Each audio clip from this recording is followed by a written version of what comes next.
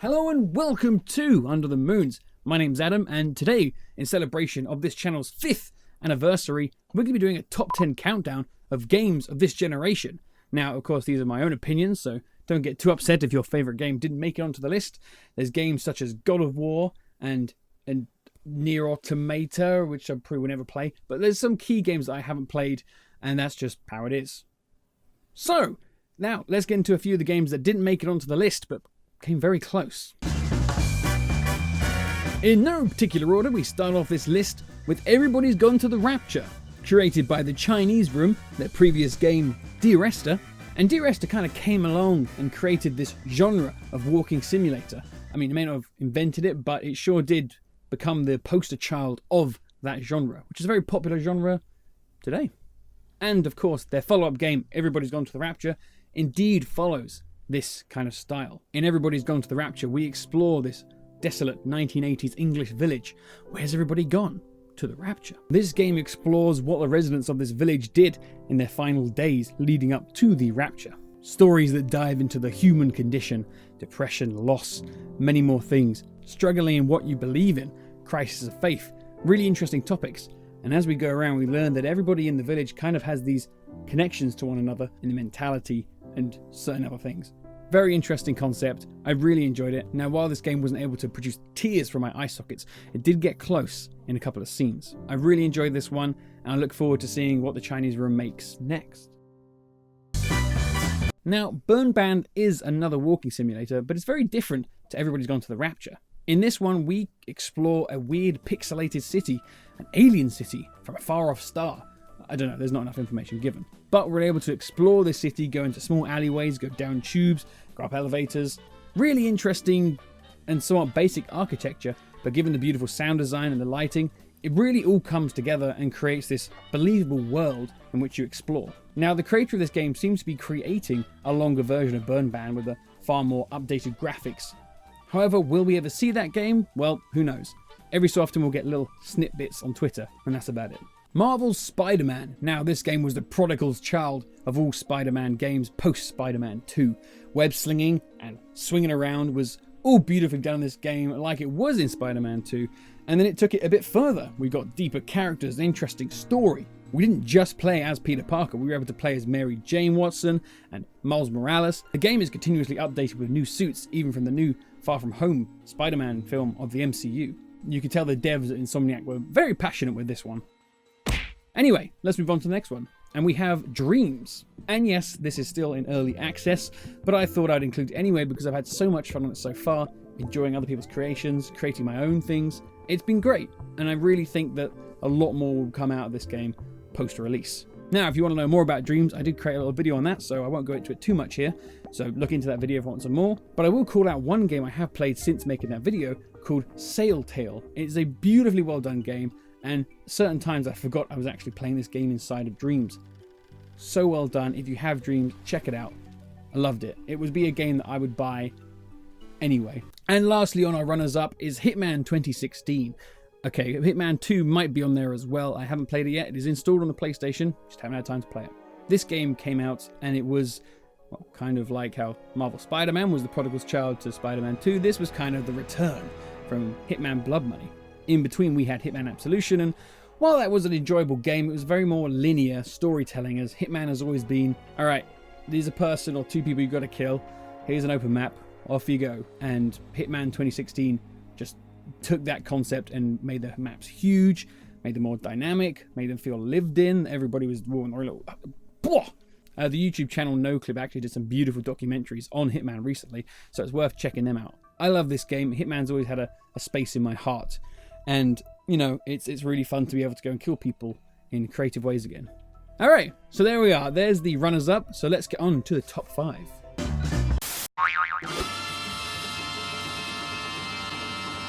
Now, this was the 4th entry to a series that I love dearly. Like Hitman, it's got a place in my heart. However, this game came out and it didn't really hit the notes I wanted it to hit. It became a bit more serious and less pulpy action, and that was Uncharted 4. I loved the story of Uncharted. I loved the relationships of the characters, the new revelations of seeing Sam coming into Drake's life again. It was all really interesting steps that I felt were needed to make this character react to things that weren't there in 1, 2, or 3. I think what made me hesitant to enjoy this as much as the other 3 was the fact that the creators of The Last of Us took over control and creative control of Uncharted 4's production. So I was kind of thinking, are they going to kill characters off, because The Last of Us is brutal, so they might do that to this beautiful cast of characters. And so I was like on edge the whole time. So that might have helped towards that problem of me not enjoying it so much. But it was great. The action scenes were awesome. They weren't as big and bombastic as the other 3, but I really enjoyed them.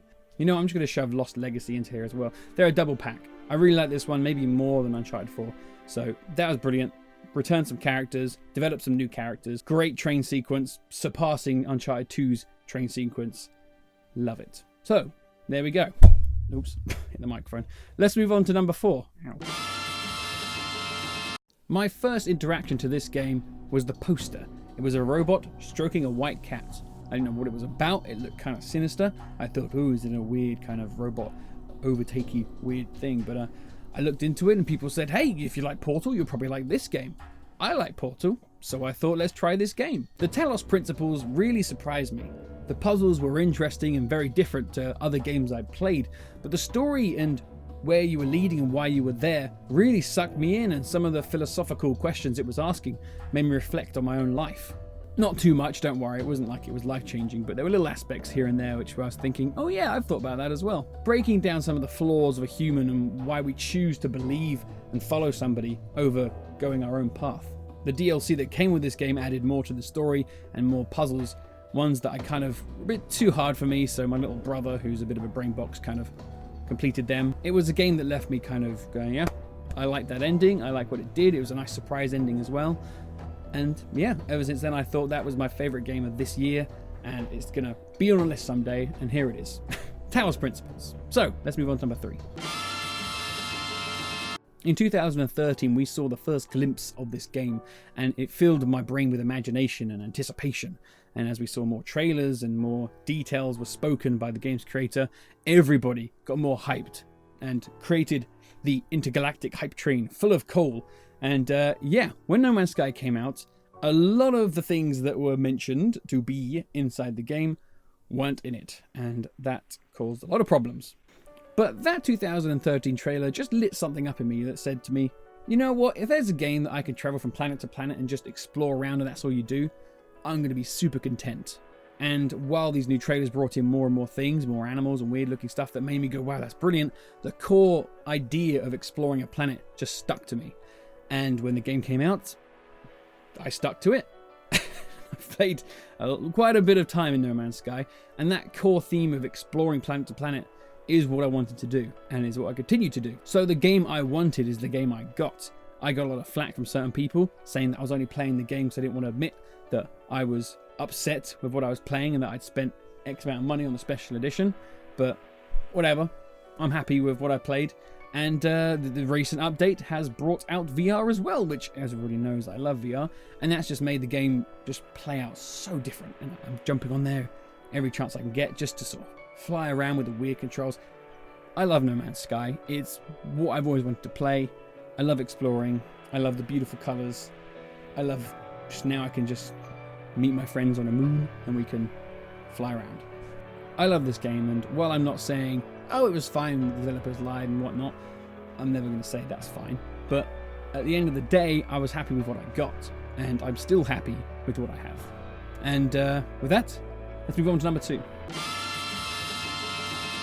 Red Dead Redemption 2, the sequel to Red Dead Redemption, is actually a prequel. It includes the same characters as the first one, and that was kind of a problem because I thought, oh, John Marston, I loved him, he was great, fantastic character, was the perfection of the West, a grizzled man with a cut on his face and rugged.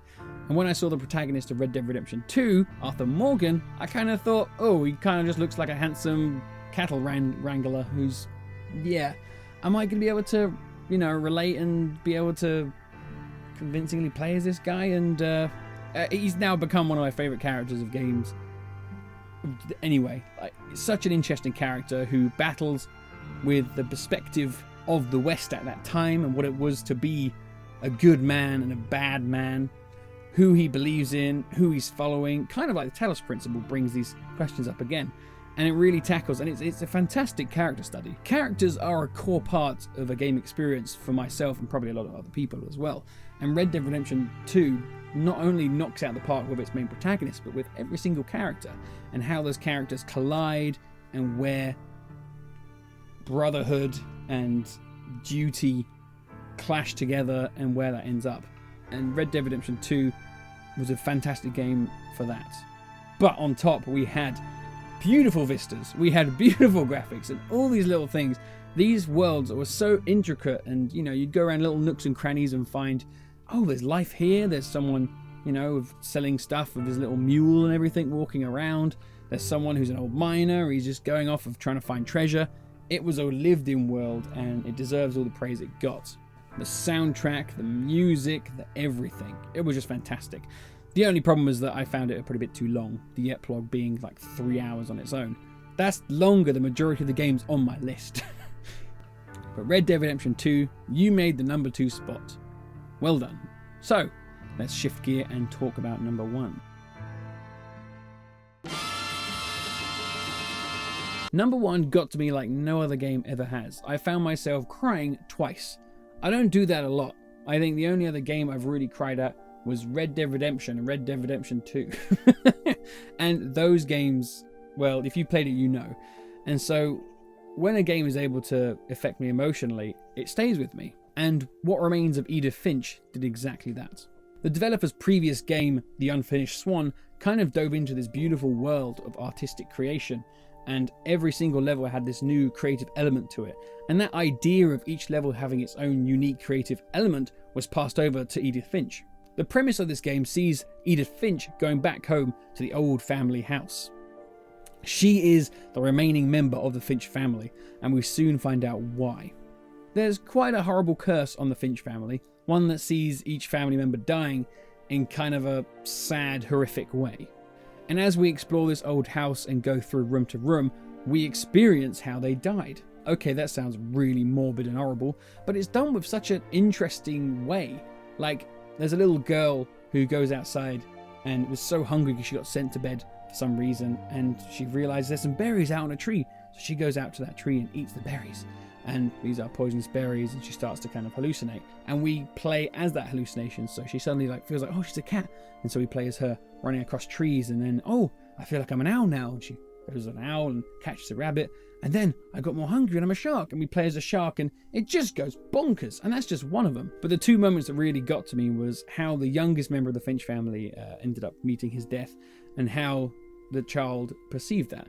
And it was done so creatively well and so beautiful. There's no other way. It was just so beautifully done.